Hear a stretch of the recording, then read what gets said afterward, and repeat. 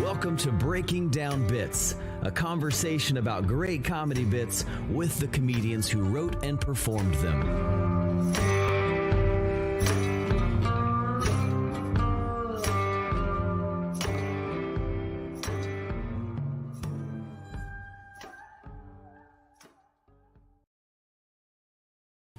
Hey, welcome to Breaking Down Bits. I'm Brian Gendron. What's up? I'm Drew Jordan, and we are back. We've been really excited about these last couple episodes. Want to remind you to definitely go back and grab all those past episodes. If you just found us and this is the first time you're listening, or you haven't listened in a minute, a lot of great episodes. You can find them all at breakingdownbits.com.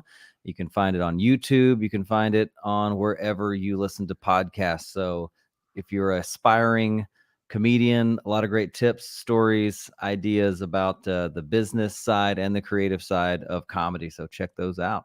Yeah, if you go back and look, there are 49 episodes as at the time of this recording, this means this is episode 50. That feels big. Is that a thing? I don't know, but it is. We should have a cake. We should have made a cake. But this is going to be a great episode, and certainly go back and check out all the old episodes, including our last one, episode 49, with Mike, Becky, Owen. Do you have any callbacks? Yeah, I mean, it's super simple, but we always, kind of get into how did you get your big breaks? How did these big things happen for you in comedy?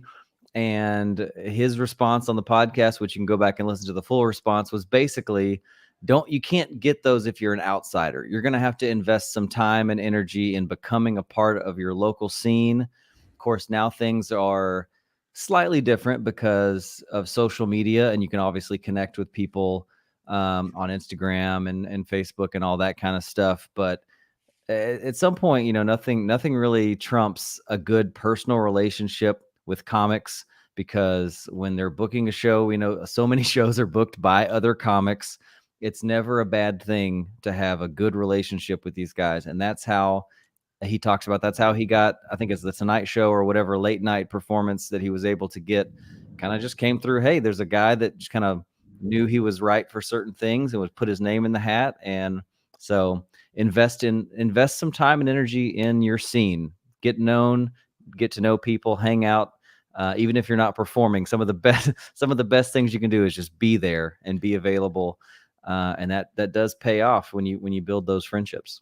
Yeah, and he basically said that's how he got all of his auditions, was through relationships, including, and it wasn't on the podcast, I don't think, he talked about how he was nice to Pete Davidson and Ricky Velez, who of course produced The King of Staten Island with Judd Apatow, and that's how he got onto that film. And he's like, man, I was glad I was nice to those guys when they were coming up, right? Right. So you never know. The mantra, he actually, I love that he said this. The mantra is, don't be an asshole. Everybody talks about don't be an asshole in your scene. No. He said, be nice. It doesn't take that much effort to be nice to everybody. So I thought that was really nice. But that's some behind the scenes, maybe in our Patreon that we don't have. but no, the thing that I called back to from that episode was just getting the crowd back on your side. We talked about audience dynamics and difficult audiences and the different scenarios you might run into and how to overcome those. And I thought Mike had some nice perspective on that. So go back, check out that episode, check out all the episodes. And then, you know what? Also follow us, tag us on the social medias. We never talk about that very often, but Breaking Down Bits on all the things, the Instagrams, the Twitters, the Ashley Madisons, everything. And then, and then you can also email us if you have something you want to, if you have any recommendations for guests, have any questions, comments, what you hear, breakingdownbits@gmail.com. And we'll get back to you.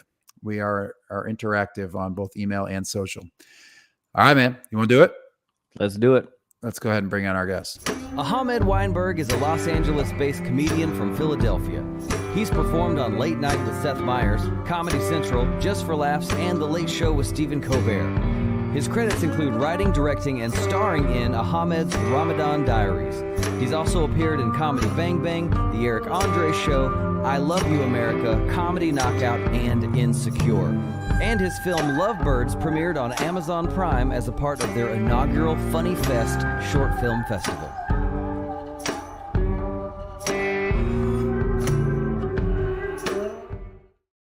Hey, Ahamed Weinberg, how are you, man? Hey, what's up? He's done it all. Film, TV, comedy. What haven't you done? You should say how much money I made doing all those things. That would be extremely impressive. It's very low, is what I'm saying. Well, sometimes you got to get paid in exposure. I don't know. Yeah. But all the exposure you got. So much. Yeah. I know. Well, you definitely honed an amazing craft. We had a chance to watch you work. I guess about around a year ago at this point. Maybe it was a while back. You're in Houston. It was an amazing weekend of shows. We're doing it again. If you're listening and you're quick, because he actually is performing this weekend at the Riot. So if you're listening in the future, sorry you missed it. But don't miss Ahamed Weinberg if he catches tour dates. What a great show. What a great comic. So thanks for coming in and hanging and talking comedy with us today. Hell yeah. And I want to thank Brian for seeing a movie with me last time I was there. That was pretty cool. I've told that story many times, man. We he's like, hey, you want to go to a movie after the show? And I'm like, not really, but yeah, let's go. And he was right, man. He's like, let's go see a scary movie at night. And like, he's like, people shout shit out. It's great. And it was Candyman. It was fun, dude. I had a blast.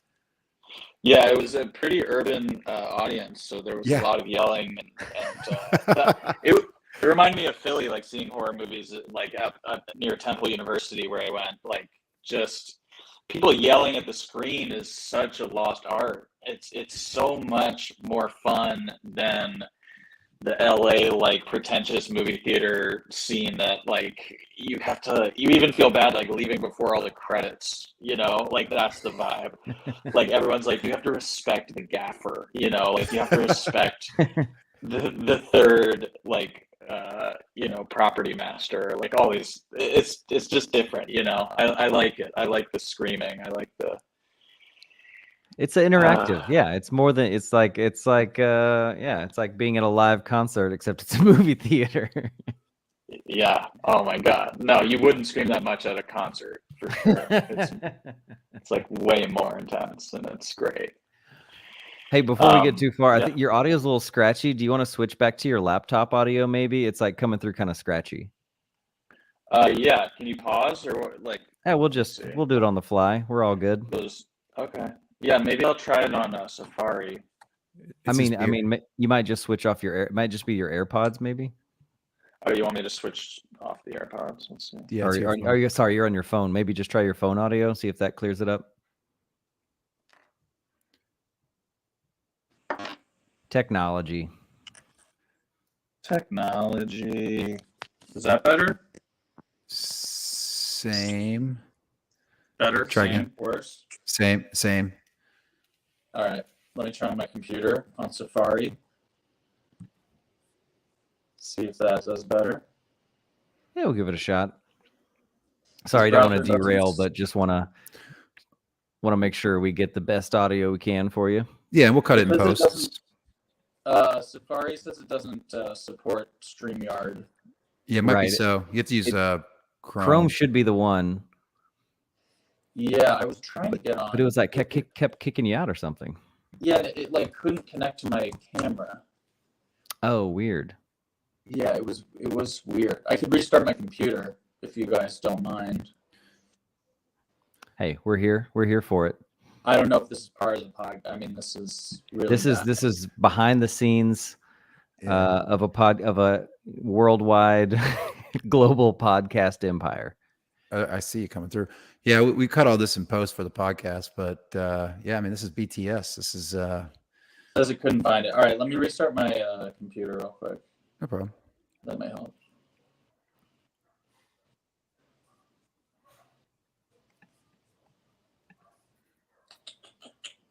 Hey, look at us. We all have some weird piece of art in the background. What is yours, Brian? So that this is my bedroom, and that is two humans. Okay. Like a cuddling painting. I think they'd be fucking. I think that's the move. But yeah, I've never really looked to make sure that that's inserted, but I'm pretty certain. Could just be heavy petting. We're not sure.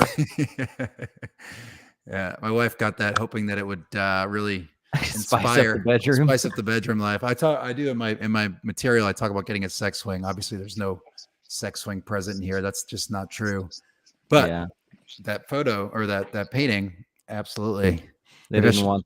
She didn't want like some lacrosse photo of you on the wall. That wasn't an option. Absolutely not. In fact, we have the Ahamed, you'll do one because I've got yours printed. We've got these pictures that we get printed for everybody who comes through the riot for the second time. We have them sign it and we frame it and all that stuff. Maybe that'll spice up your bedroom. It might, yeah. But no, I was like, hey, we'll put them around the pool table downstairs. She's like, no.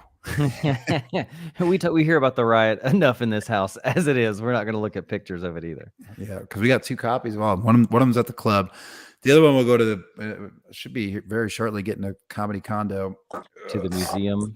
So it'll become the Hall of Fame museum. That's another thing. We got to do this. I don't know if I can do this as a bit, but like whenever my kid brings home artwork, like we don't want the shit, what we do? So we bring it to the museum. Yeah, that goes into the trash can, obviously. That's the museum. But we're gonna send it to the museum. But they found like the older one knows. Like he like busted us doing it. That's terrible. Mm-hmm. Museum. Yeah, I never did anything that my parents deemed worthy enough to share. Ripped it up in your face. They were just like, ugh, no.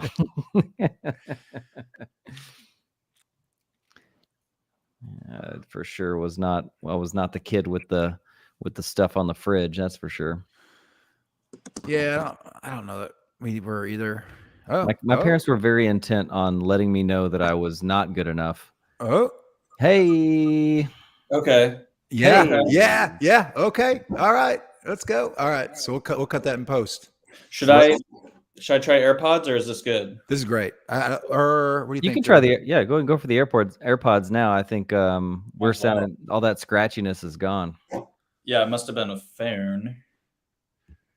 Right. Everyone's gonna be every phone call you're on, people are probably going insane on the other end.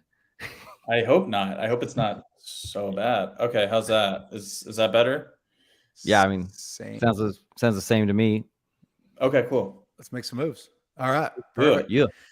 All right. So where we usually start, Ahamed, is we like to hear a little bit about your beginnings. So obviously you started in Philly. Maybe talk about some of the early days and then get into some of the breaks that you had along the way to get some of those like late night spots and credits that you found.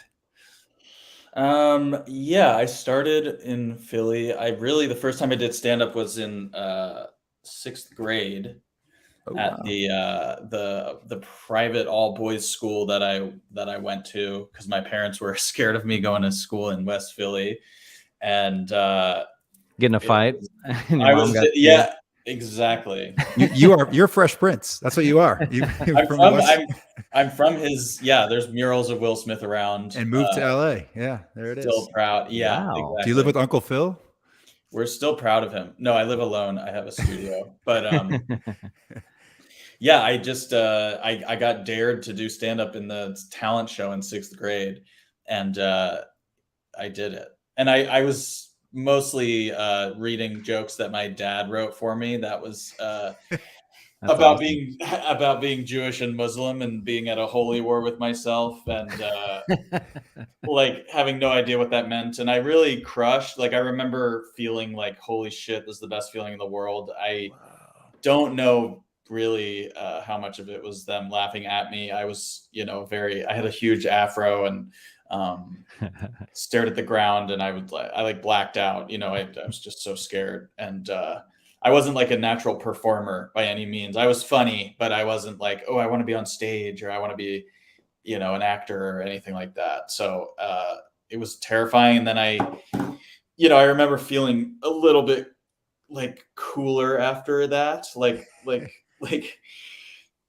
was in 6th grade. So like the 8th graders like thought I was cool. And then I don't know, as the years went on, I just I kept it in my head, like as something I wanted to keep doing. And I didn't really do my first open mic until I graduated high school, until I went to Helium in Philly and did an open mic, and I did like the same set pretty much, half Jewish, half Muslim, and I think it went pretty well then too. So I was like living in a real like ignorant bliss. Like, this is so easy. I'm so good at this. I'm gonna be famous. I moved to Vermont for college, and I did a couple sets up there over the next 2 years. Like, they had like a comedy competition that I placed in, and there was like a couple other random shows. Like, you would drive through the boonies and like perform in a theater, and those all went well too. I was just like, holy shit, I'm such a good comic. Like, I remember calling my parents and just being like, I'm gonna do stand up. Like, I'm like really good at this. I guess I never been this good at anything else, you know. And what was their reply? I think they were. I don't think they believed me. You know, they didn't graduate from college. Like, they really wanted me to graduate. They really wanted me to, like, you know, have a stable career in life. So I didn't want that. I wanted to like, I really wanted to move to New York and be a comic. And so after my sophomore year of college, I did an internship in New York, and I started doing stand up in New York at open mics, and just like fucking ate shit like so hard, just like constantly having my face smashed into the pavement and feeling like, oh, I'm actually so unbelievably bad at this and should never do this again. But like, I kept doing it, you know, so there was something to it. I like had a romanticism at the very least. And there were a couple comics who like liked my jokes, you know. Yeah. I think that's part of everyone's story, though. I think so many people, like, you know, even if you get laughs in your first open mic, there's always going to be a season of where you're, you know, you just have bad sets, and you don't know, you haven't honed the skills yet. Even if you have some of the jokes are right, the performance is bad. And I mean, I know I totally went through that. Maybe like I had a couple of good sets early on, and then maybe there was a couple years, or at least a year, where very hit or miss, and boy, took some toasty bombs on the way. But the only difference is, I think, in a bad comic and a good comic is, do you keep doing it? Yeah. I mean, that's all it takes, actually, is just to keep doing it.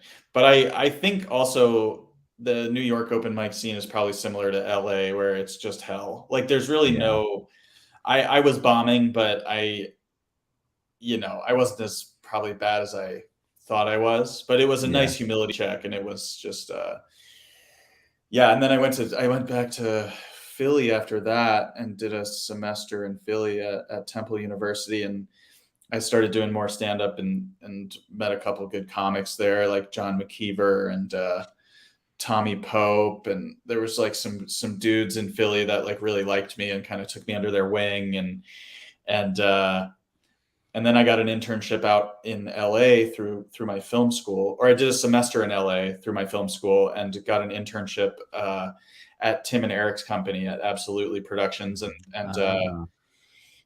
then I was like an intern on their movie that shot in an abandoned mall in the middle of the desert. And I was just like, I was just in disbelief, you know. I was like, I'm the luckiest human being on the world. Like, looking back, I was, you know, working slave labor and like doing so much for no money. But it was so exciting and so fun to like break in and be working in like show business and like on a movie and, you know, in comedy and cool comedy stuff. So then I worked for them. I worked for that company for like 5 years. I dropped out and I stayed out here, and I've just been out here for, you know, 11 years really.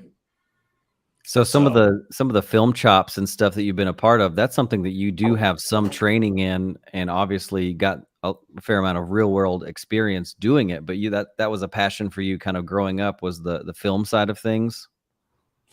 I went to film school because I used to make little films with my friends. We were just like making stupid little comedy films, but I never like, I didn't think like, oh, I want to be a movie maker or, you know, like work in television. I like just the idea of doing stand-up was all that brought me to film school. I just thought, oh, like this is somewhat related somehow, you know. I didn't even know why, but I mean, I always like movies, you know. I was always like a big fan of film, but yeah, then I worked in production for 5 years, and so I learned a lot just being on set and doing a billion things at once, and you know, learning like really the logistical parts of how movies are made, like how to get everyone together and what you need and how you do it. So, and then learning how to direct was just kind of like part of that, you know, making my own stuff. For sure. So, yeah, I had some good lucky. I was lucky to be at that company when I got there. It was very small, and there was a lot of opportunity to just like learn and be there.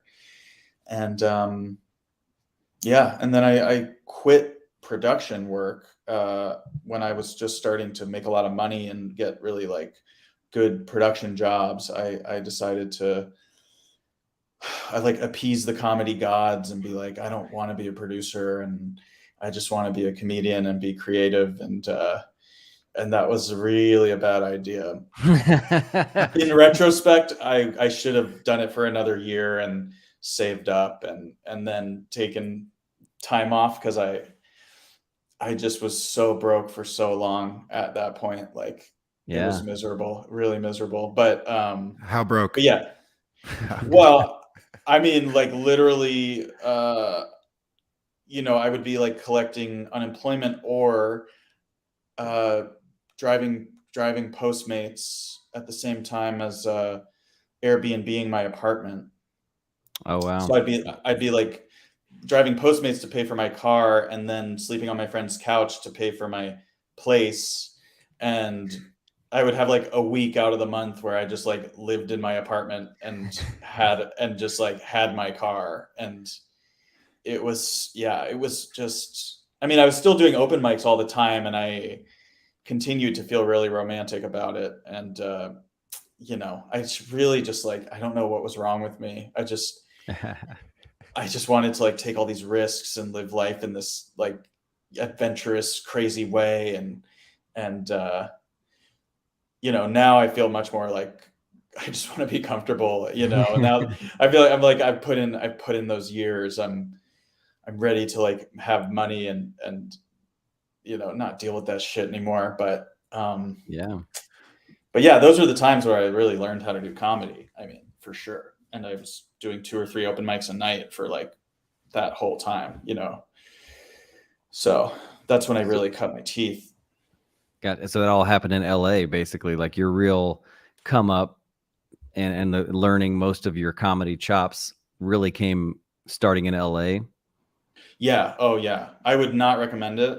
Like I would go back and tell myself like to make so many different moves, but you know, it all seemed to work out in the end. But learning how to do stand-up in LA is just a huge mistake. The stage time is just awful.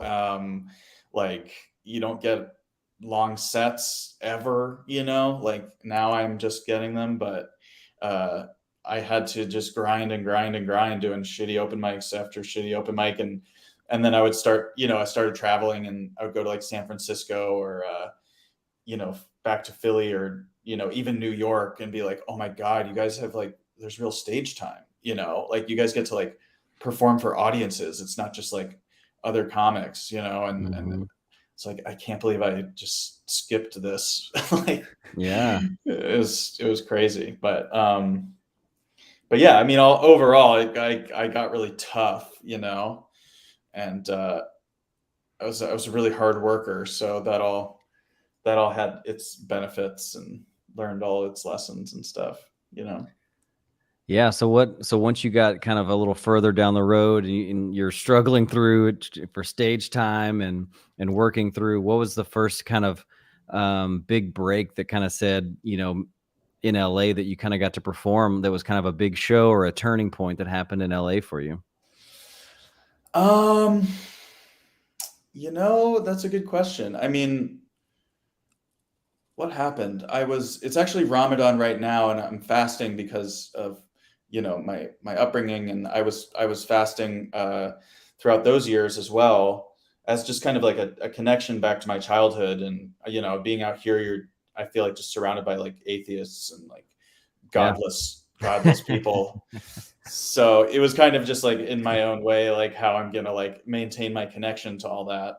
And I started keeping these journals that I just posted on Facebook, and I just called it Ahmed's Ramadan Diary, and they were just like stream of consciousness, like weird thoughts that I was having, and essays, and sometimes they would be about like fasting, and sometimes they would just be like an absurd, like weird conversation that I would write in my head between two random people, and that happened. Okay, so then I put that all on a Tumblr, and then somehow Sarah Silverman, when she was traveling, someone retweeted me, and she looked at my bio and read that, and she followed me, and she like really loved all those essays that I wrote. So then she wanted to work with me, and then about that same time, I got management, and I did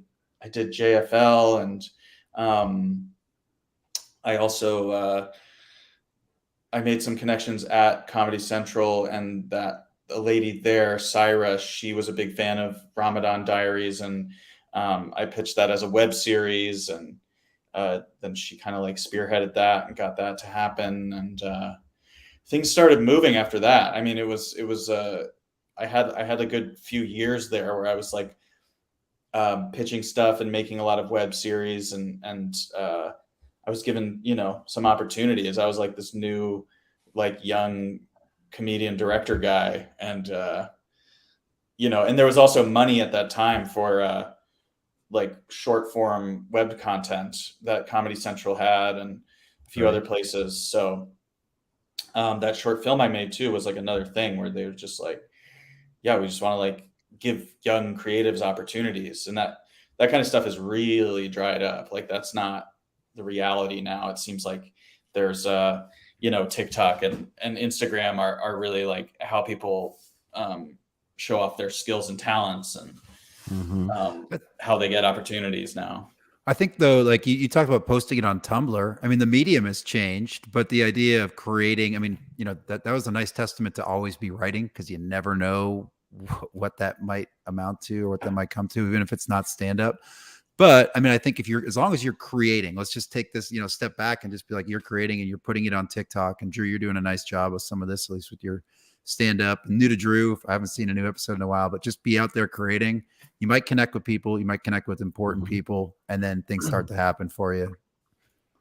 Yeah, I mean, I would say like I think that also just doing things that you actually care about is the most important. Like I think there is right now this real fever pitch like desire to like put shit out constantly, and that's just like not how I work. I'm much more like I wait and like when something really strikes me, or when I'm having fun, that's when I want to put something out. But I recommend that way. I know like probably my manager would say I'm wrong, and that you should just be putting shit out all the time, and that's how people get followers and stuff. But in my experience, like doing things that you actually care about is how you get better opportunities. It might take longer, it might be a weirder path, and you feel weird that you're not posting and getting as much attention. But we were just talking about it, Drew.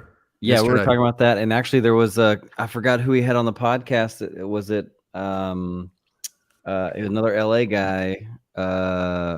What's his name? Mike? No, Ron G. Maybe, I forget who it was talking about how like whatever you do, especially in this kind of a season that we're in right now with social media, you better love everything you do, because if something pops off and someone is like wants to do something with it and you hate the character, it's a dumb thing that you did, you might have to be Steve Urkel for the rest of your life, if that's so like it's Francisco Ramos. It was Francisco talking about how be clear, like do things that you really care about. And also in the TikTok and social media thing, it seems like if you do things that you're truly passionate about and content that you really care about, when someone finds your channel or your page, if they connect with you, then they're going to connect with all of your content, and they'll go through and they'll watch everything and they'll follow you because you're not just shotgun doing a bunch of random stuff. All your things are true to yourself. And if they connect with one thing, then they might connect with the rest, maybe.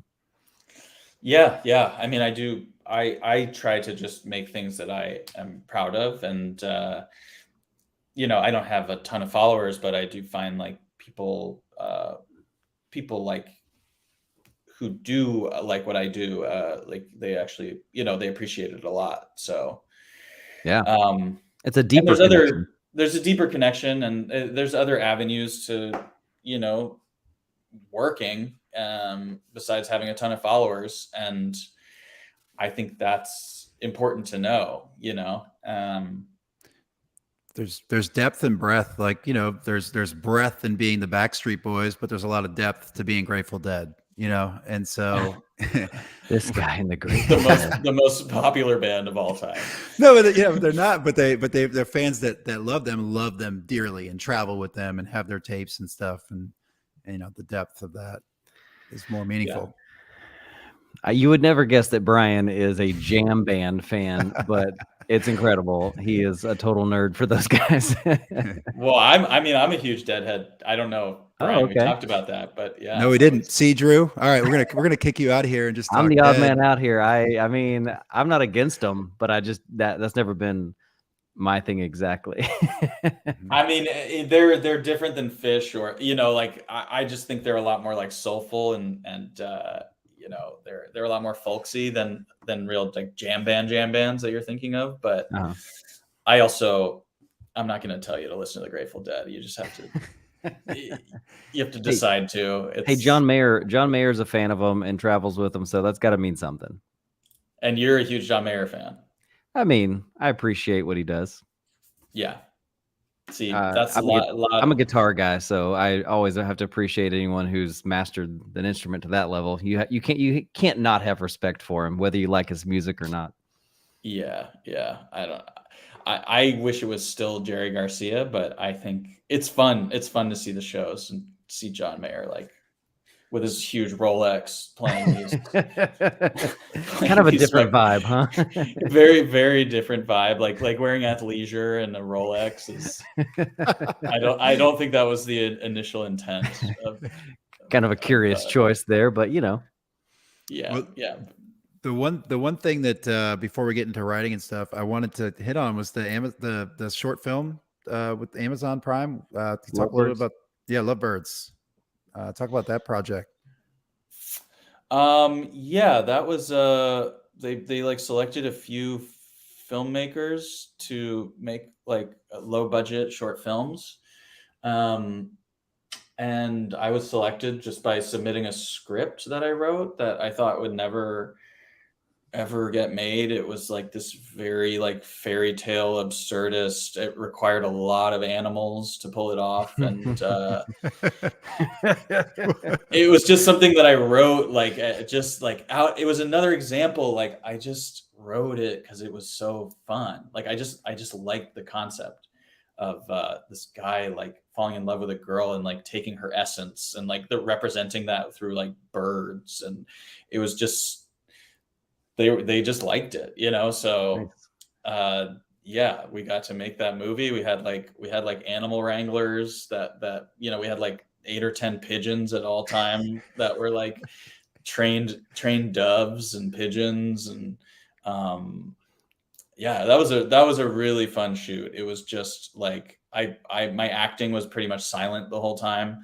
And it was just a very visual piece, and I got to work with my buddy Jordan, who's my DP. He does like all my stuff, and it was just fun and weird and cool. I don't want to give too much away because it is, if it does sound intriguing, then I guess watch it, you know. But yeah, that was a very cool opportunity for sure. And I think that's linked. If you go to your Instagram, I think you have that on your link tree. If you want to find that short film, I saw that earlier. Yeah, I didn't get a chance to watch the whole thing, but I saw the link to it, and I watched just the intro. So submitting scripts was something that stood out. So how often are you submitting that type of stuff? Are you still doing that now?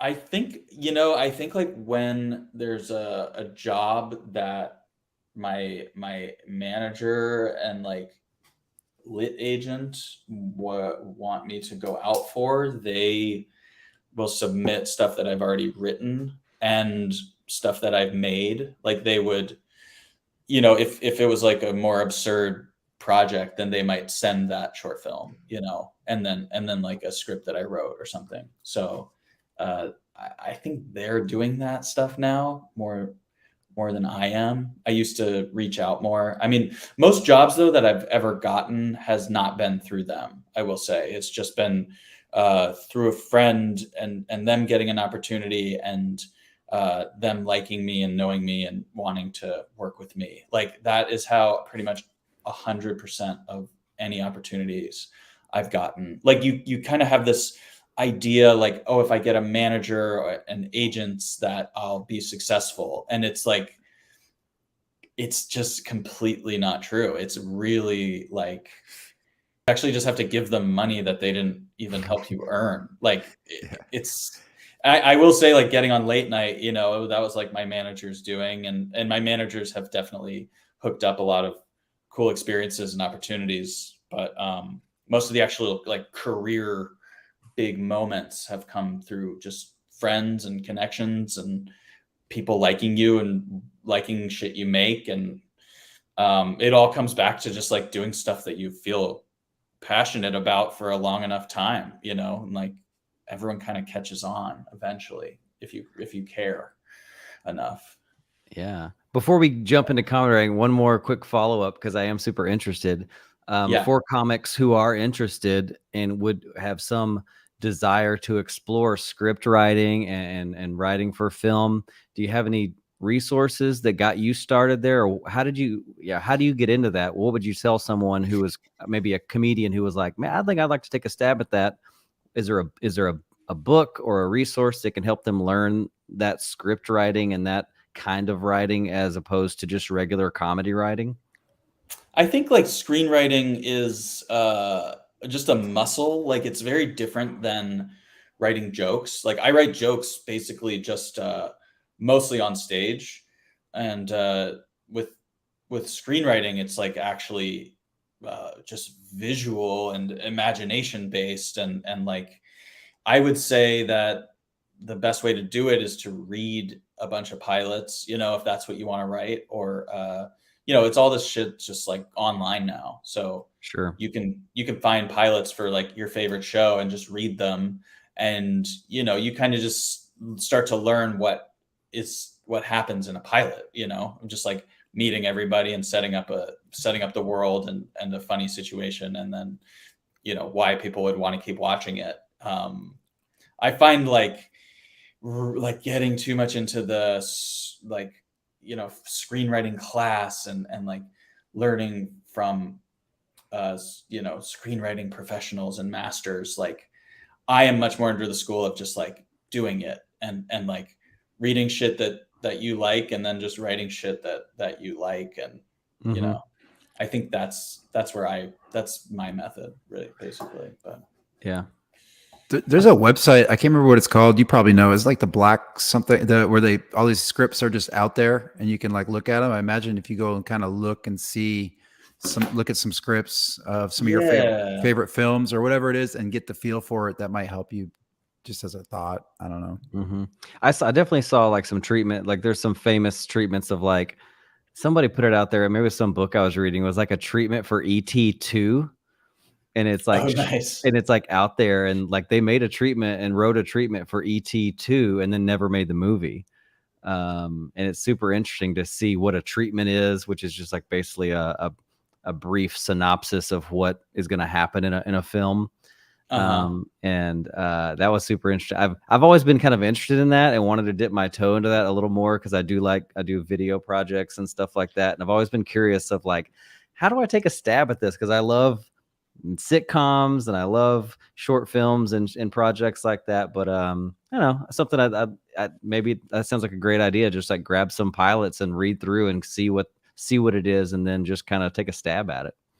I mean, I was using those pilots just for basically learning structure, you know.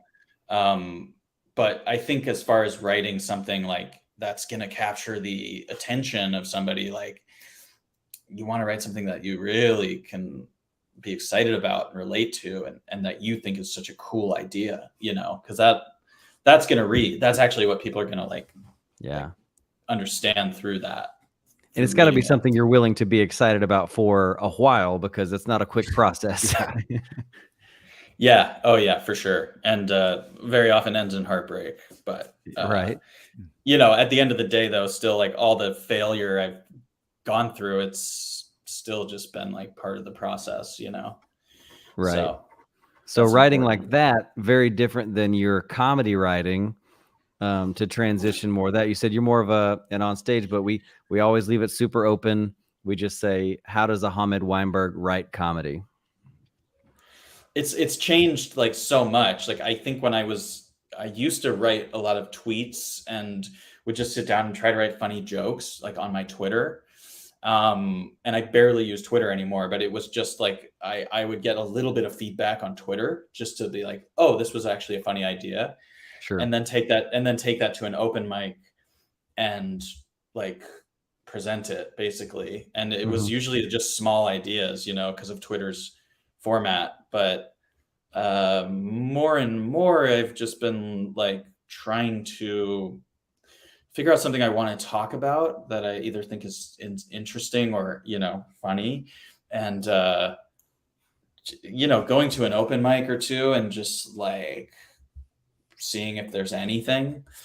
And then, you know, just bringing it on shows and just talking, you know, like I think I've been like a lot more comfortable just being loose and just trying new ideas out. And that's, you know, it's almost stand up in my mind. Like if there is a God of this like weird art form, like you get rewarded for taking risks and just like putting your shit out there, like being courageous, you know? So do you bounce ideas off of anybody before you take it to stage? Do you have any partners or people you write with, or is it always a one-man game? It's always one man. Like I've definitely, if I'm out with a friend who is a comic, like I might run a joke by them, but almost every time they give me a tag or something that they think is a good idea, it's just not right. It's just isn't. And I'll even listen to it and be like, holy shit, that's such a good idea. And then try it out on stage and it just doesn't work. And it didn't come from my head. It doesn't ring true. It's not my sensibility. It's whatever the reason is. I like talking about jokes with friends, but as far as what I say on stage, it's almost just like, it's usually just something, you know, stuff that I've just said before, you know. But I think that's such a good searching for content and searching for jokes in things that you are deeply passionate about, interested in, is a weird thing that sometimes I feel like we somehow magically miss. Like comics sometimes are so in the mode to just create the quick laugh, and you end up writing a bunch of material about things that aren't really deeply important to you. And it just hearing you say that is like a big duh. Write more about the things that you're interested in and you care about and mean something to you, and find the funny in that. But it seems like sometimes I even find myself like stretching to create these dumb jokes that don't really mean anything to me. And that's probably a waste of my time. Yeah. I mean, I can, if I'm just driving and I see something that's funny and I'm like, I know why that's funny. Like that's a very simple, like I can just be like, I understand this joke, you know. But when I talk about something that's like really impactful or scary to talk about, or interesting or dark, that's a much harder process. But what it actually comes out of it at the end is like stuff that's like way better, you know, and just like that you can be like sure that you're going to be excited about talking about, so it doesn't like get old. It doesn't make you feel bad to keep doing it. You're like, I actually care about this, and it interests and intrigues me. So I think it's a big game you're playing with yourself, and you have to be like true to yourself as far as like what you actually think is funny and what you actually think is interesting, because that'll just keep you going.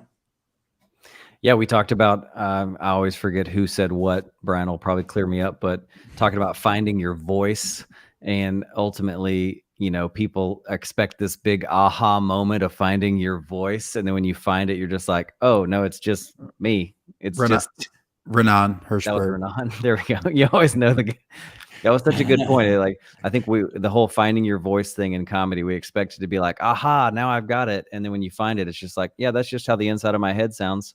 Yeah, it's finally in alignment to what I'm saying on stage years later. Yeah. Yeah. I mean, I think living your life in a way that's like adventurous and interesting is also another good tip. Like just taking weird opportunities and chances and like, if your life is interesting, you're gonna have a lot to talk about, Yeah. I at least, try to do it that way too. You do. I mean, when you came in for the last show, I mean, here we go. We talked about the movie, but I'd never been to a vintage store before. And here I am shopping at vintage short. And these are like interesting things where there's comedy to be found. My perspective on shirts and things that happened in the 90s. I'm a kid from the 90s. So there's definitely comedy there. I haven't really written to it, but just a testament in that short window of time that I got to know you, just out doing interesting things, and output can be comedy. Yeah. But I mean, that's just the way I am. Like I can't like stay in a hotel all day. So I'm always like, what's here and what can I go do and see? I'm sure tons of comics just sit in the hotel and like write jokes, and that's how they do it. But yeah, I think to each their own, really. As long as I think you just got to like feel comfortable and have fun, as much as you can. That's important. As far as like doing more writing on stage, like you said you do, and do you have an improv background, or is there something that you do to get yourself in a place? Because I know I've found at times you get out on stage and I'm just not in the mood to kind of explore. It's hard to sometimes get in the headspace to be loose and explore new things and go down pathways that aren't familiar. Is there something you do to prepare yourself or make yourself ready to kind of be in that headspace? I mean, that's a great question. I do think like sometimes I wish that I wrote differently or worked differently, because I won't be in the right mind frame to like go out and just be like fun and loose and adventurous, and I'll have like rough sets because I'm like, oh, I haven't been like constructing these jokes really. They actually rely on me being like happy and enjoying this. Right. And if I'm not in the mood, then yeah, I can have some rough sets. But I think most of the time, I just think the actual excitement of doing new stuff and of being experimental, like carries me through. I don't have an improv background or anything like that, but I did so many open mics where I like pushed myself to do that, just to go up with nothing, and like just eat shit or find something, or I've just like developed that muscle, I guess, which that's terrifying. I think but the audience will give you, even as a pro comic, one dig out for free. You'll get one for free. Like, that didn't work. And you can do that. So you should always use that card in every single set. Why not? You have it. So try new stuff every time. Know you have that safety net. Yeah, for sure. And also probably if you're really enjoying what you're talking about, they will, even if it's not that funny. I just think they will. I just have a feeling. And it's not the first thing you say, right? You've already established, you've built trust with them that you're funny. So you're right. And you're enjoying yourself. So they'll enjoy, even if it's not the funniest, then it continues to develop from there. I do like to riff up top though. I think that's really fun. I like to just walk out and like talk about whatever happened during my day or the room, or, I just kept talking about seeing the movie with you. That just became like how I opened my sets. And that was that keeps me entertained. I'm like, Right. oh, this thing I'm going to do is really exciting and scary. And then I get to go into my safety net of material. So the stuff that's safer even still feels fun, even though I've said it a billion times, because I just tricked myself into thinking I'm being more spontaneous. So that's different. Drew, do you ever, I mean, we've kind of taught, I guess maybe because we're newer, we're taught not to come out with the new material, and because we still got to establish trust and find our funny. But it is, you're right though. I mean, maybe that is another strategy. Come out with a new, fresh, get yourself excited, and then, you know, continue on with your proven stuff. Yeah, I know. For me, I mean, I definitely have way more fun in a set where I know that at least I have something new and something I haven't done before, something fresh. Like, there's nothing better than coming out and having a new joke or talking about something different, because you do get a little tired of some of the older material that maybe you've really honed and you've worked on it, but it can feel like, I guess I'm always wanting to progress. I'm always wanting to grow more material, get better, and just showing up and doing material that I already know works it doesn't really get the job done for me. It might do okay for the crowd if they haven't heard that material before, but it doesn't do anything for me. Yeah, but I mean, when you're doing an hour, it's like I gotta pull out all the jokes. Oh, and for like sure. Everything I've written, you know. I at least in the beginning and somewhere in the middle, and you know, just like throw some new shit in there, and even some just stuff that you've never even thought of or said before, and like I think it's just fun, you know. Absolutely. Sometimes just talking about the room when you walk out is like, you get some really fun laughs. You get the room relaxed. If there's something weird in the setting behind you or something weird happening, I think there's got to be something always valuable for showing the people in the room, I'm here with you. I'm not going to be up here just doing a monologue of jokes I've memorized. I'm here. This is a live experience. Well, I mean, yeah, you're talking about like building trust with the audience. Like, what's cooler than seeing someone come out and he's clearly just talking about something he hasn't ever thought of before, and it's like, oh, like I don't know, that's like, if I'm in a crowd, I like to watch that. I'd like to see someone just be present, and then I'm like, oh, that's really like, it's really cool and fun, and it gets me excited for the rest of the set. Yeah, absolutely. And you get those free laughs. Like, the crowds love it when it's something spontaneous. So crowd work always, it's kind of annoying as a comic, you know, but it seems like sometimes crowd work gets a bigger laugh than the stuff you've worked for years on to try to craft and create, but because they know it's spontaneous and it's real. Yeah. Kind of feels like that they respect that. The crowds know when something's canned, and they know when you're being honest and real and just, you know, transparent with whatever's going on in your head. Yeah. One thing we get to, Ahamed, is set list. So it sounds like obviously you like to come out and talk about things that are fresh and new and present in the room. And then from there, do you prepared a set list, or how does that look for you for shorter set versus a longer set? I used to prepare a set list much more, but yeah, like if I'm doing an hour, I might jot down at least everything new that I really want to do. And then I feel like when I go into my old material, it's not autopilot, but I know that terrain well enough that I don't have to really make like, here's my set list that's like my whole hour. You know, I can just kind of theorize the new stuff, and then the rest of the stuff I can just kind of wing it, I guess. Yeah, that's fun. And last second before you step on stage, any mantras, any last minute little rituals that you do to prepare yourself before you step out before a set? You know, I think I've gone through phases of thinking about that stuff, but nowadays I don't really.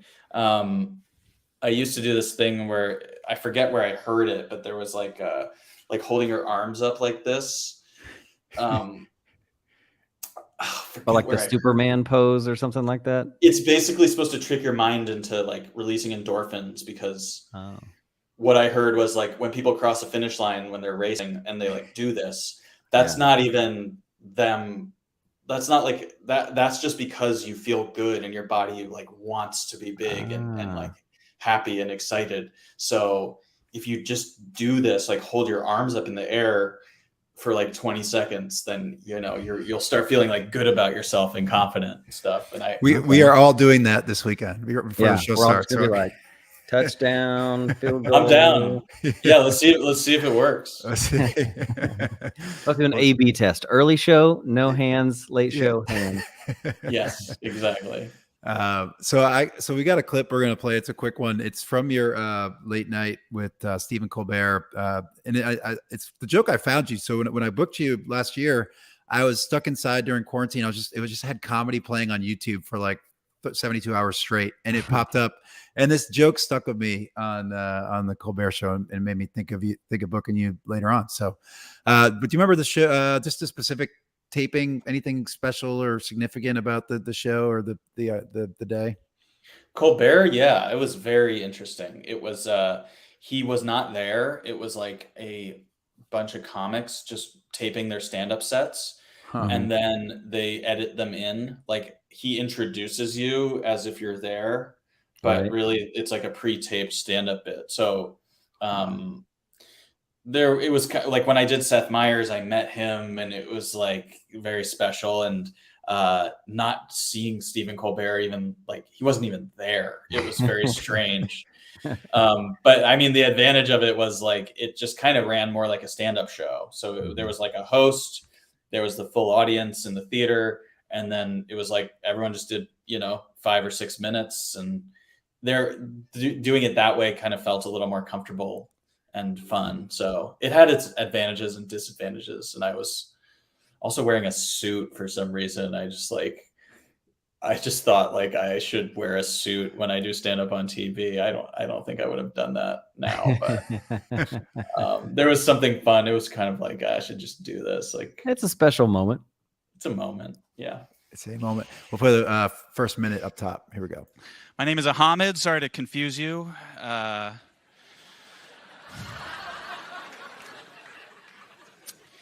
I was raised Muslim, and a lot of people are scared of Muslims right now. I think because our names are longer.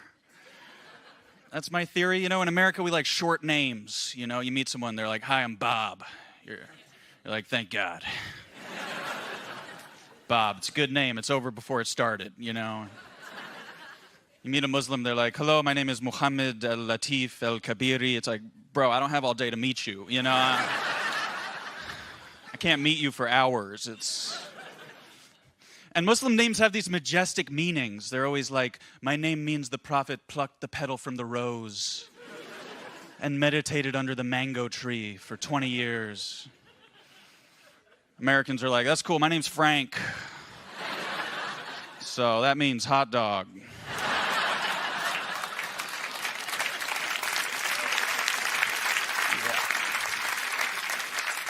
This is my buddy John, that means toilet. And this is my friend Lou, that means toilet. It's just hot dog or toilet if you need to guess. Oh man. It's like I can almost like feel my nerves, like feeling like I flubbed like words and like in the moment being like, fuck, that was on TV, It's a terrifying feeling. Yeah, but it was a fun set. It was fun. The whole late night thing seems like there's a lot of pressure. It's filmed, it's going out to the masses. It's got to be a lot of pressure behind the scenes to prepare, and when you're walking out, it's got to feel so different than a regular show. Yeah, it's a very special experience, but it's also like I think it's kind of on its way out. Like I think people are just going to start, now that you can post any clip you want, on your Instagram, like there's no reason to like have it be like, well, this is it. This is the one opportunity I get. Like now you can really tape a bunch of sets and make sure it's exactly how you like it. And there's more room for error. But it's cool. It's a very like old school, like fun. You're a comic, you're at 30 Rock or wherever. And you're in the green room and then you get to be on TV. It's cool. It's fun. It is a weird change for sure. We've talked to so many comics now, and the general consensus of everyone is used to you get JFL, you get a late night show, and that skyrockets and starts your career and changes everything for you. And now it's just times are just different. I mean, it's still a great get. It's still really good, but it doesn't change your life like maybe it used to 10 years ago. Yeah, I mean, it sucks because I wish things were the way they used to be. Because I feel like I've done a bunch of stuff that in the 80s or 90s, I would have been, Sitcom. just much more successful. Yeah, but Full House with Ahamed Weinberg. yeah, exactly. All right, so we'll roll into our last segment, Ahamed. It's called Last Laugh. Bear with us. We play this graphic.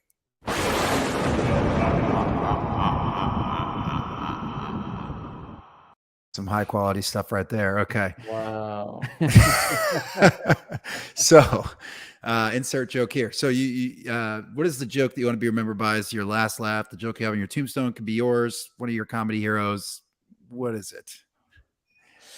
I don't think it could be mine. That feels so well. What's Rodney Dangerfield's? It says, "There goes the neighborhood." Do you know about that? I didn't know that. Is that really his tombstone? Oh wow. That's funny. Yeah, that's what his tombstone says. God, like any Rodney Dangerfield joke.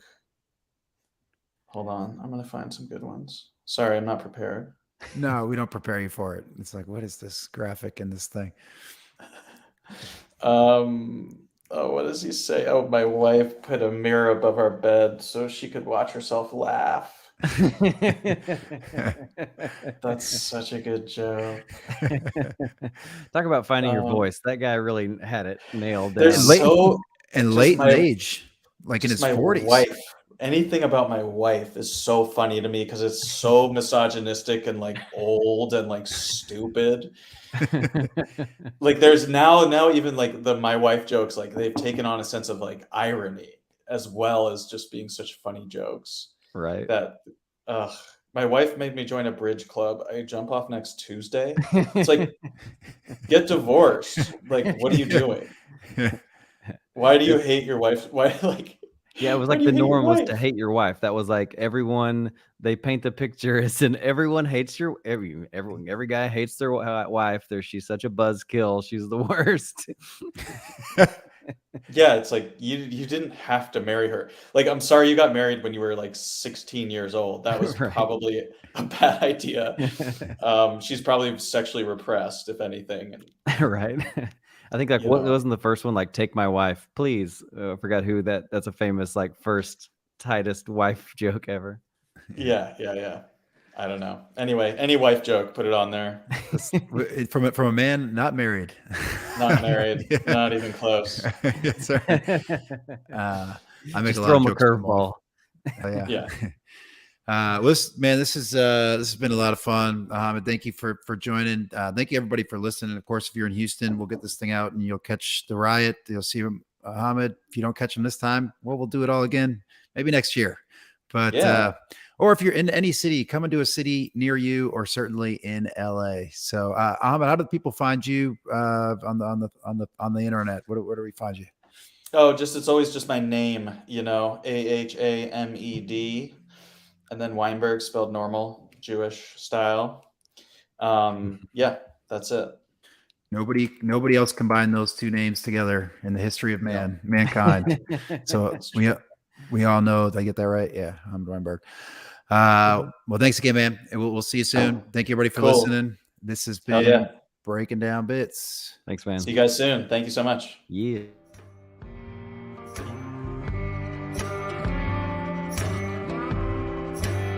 Thanks for listening to Breaking Down Bits. You can keep in touch or get more when you follow @BreakingDownBits on social media, visit the website breakingdownbits.com, or shoot us an email at breakingdownbits@gmail.com.